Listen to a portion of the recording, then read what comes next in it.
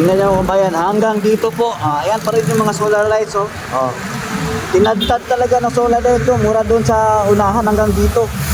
Tingnan nyo naman, oh. Pababa na po tayo. Ganito po ka bundok ito, itong lugar na to mga kabayan. Ayan, na-traffic na tayo dito kasi nga may ano dyan, may stoplight, may traffic light. Basta dabawin nyo, disiplinado. Kita nyo yan. Yan, pagay na tayo dito. Pababa kasi ito. Pag ito ay papunta din sa taas, paakyat ka. Yan. Kaya ito, pababa ito mga kabayan natin. Alright.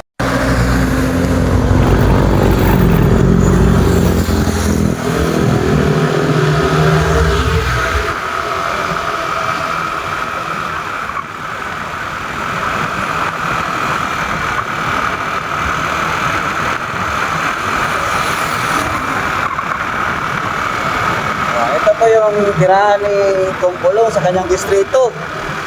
Part 2 po ito, para makita natin kung gaano ka iba itong kasada dito at itong mga ayan,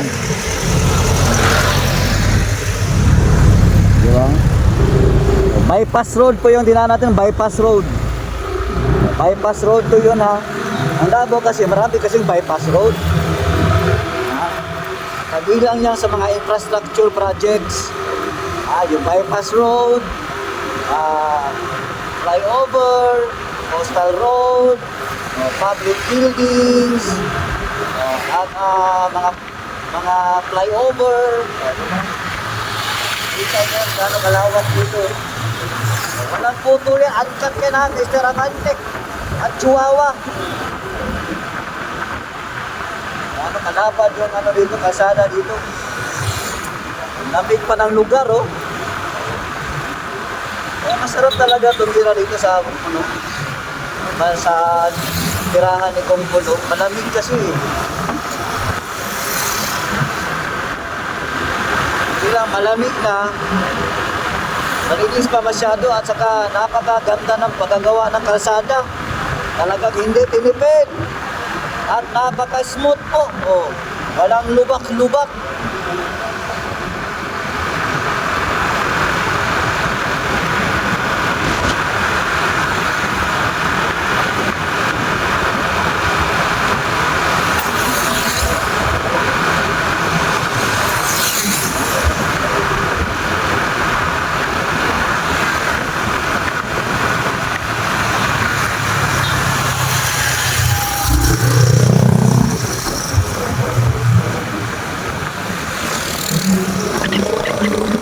Ilinita Heights, Ilinita Heights, Ilinita Heights.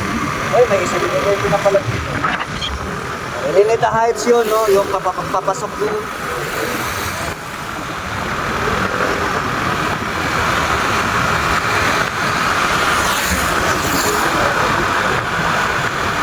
Ano yan Jowa, Abante. Garin.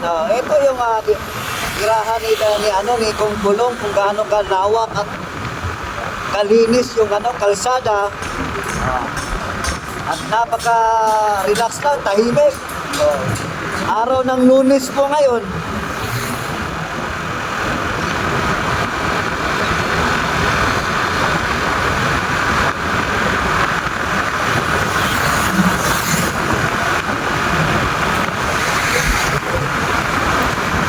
Maraming kita nyo yung mga solar lights sa gilid. Ang haba niyan. Yung kulay puti, solar lights yan. Yan. Mahaba yan mula doon sa kabila. Kaya pag dumaan kayo dito ng gabi, nako, sobrang maliwanag pa yung lugar, sobrang liwanag.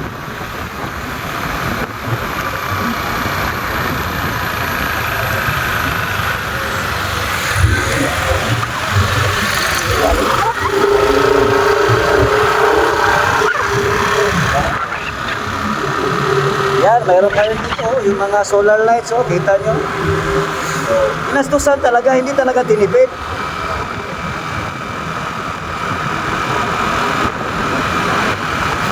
Kaya maraming gustong tumira dito sa lugar o sa tirahan ni Kong Kulong. Napakalamig yung area, ang linis, Ang liwa-liwanag paggabi kasi maraming solar lights. Oh. Yun yung mga solar lights, mula pa yan kanina doon sa kabila. Hanggang dito may solar lights pa din. O tingnan nyo kung gaano nakahaba. Ayan, oh. Kabilaan po yan.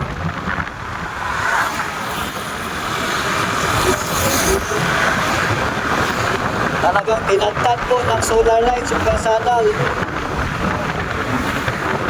Ganun katindi ang isang pulong Duterte pag maggawa ng project. Kanina pa yan, ang haba na po ng solar lights na yan, oh. Talagang tinagtad talaga mula doon sa bypass road hanggang dito. Yan yung tinatawag na project. Hindi yung gagawa-gawa kayo, mga congressman kayo, tapos ang ending ghost lang pala, pero sa report completed projects. Sama kita mo yung mga buhaya talaga, no? Yan yung sinasabi ko sa inyo. Tinatad ng solar lights ang kalsada dito sa lugar na tirahan ni Pumulong. Yan, o. Diba? Saan ka pa? Para wala nang masabi ito mga congressman na to. Gagawa kayo ng istoryang 51 billion. Tapos sasabihin ninyo para lang sa flood control. Abay, nagkakamali kayo. Hindi po 51 billion para sa flood control. Baka infrastructure projects. Ayon mismo doon sa City Engineering Office. Pabalik-balik tayo dito kasi nga nakakainis eh. Ayaw natin sa mga congressman na puro lang panira. Gagawa-gawa ng kwento sa kanilang hearing sa House of Representatives nang wala namang katotohanan. Mismo ang taga Davao DPWH mismo ang nagsabi na walang 51 billion para sa flood control. Kita nyo yan, hanggang dito. Ayan, may mga solar lights pa din. Kita nyo yan. Ganun katindi. Ayan yung mga poste ng solar lights. Ang haba na yan. Yan ang hindi nasayang ng budget kasi nga may nakikita ka. Kahit bilangin mo yan, Abante, Chua, Tinyo, yung solar lights na yan at kung gaano kalinis, kalawak at ilang lanes yan, kalsada na yan. Ito yung sagot sa sinasabi yung korupsyon sa Davao.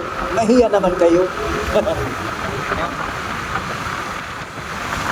Sobrang hiya sa inyo kasi masyado kayong makapagmintas.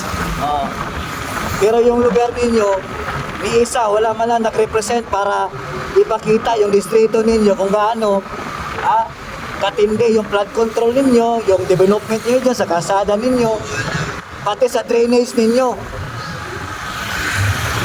Tingnan nyo. Ganito kalawak at kalinis, ha? Tayo naman kasi, no? Itong si Dinyo, si Chihuahua, no?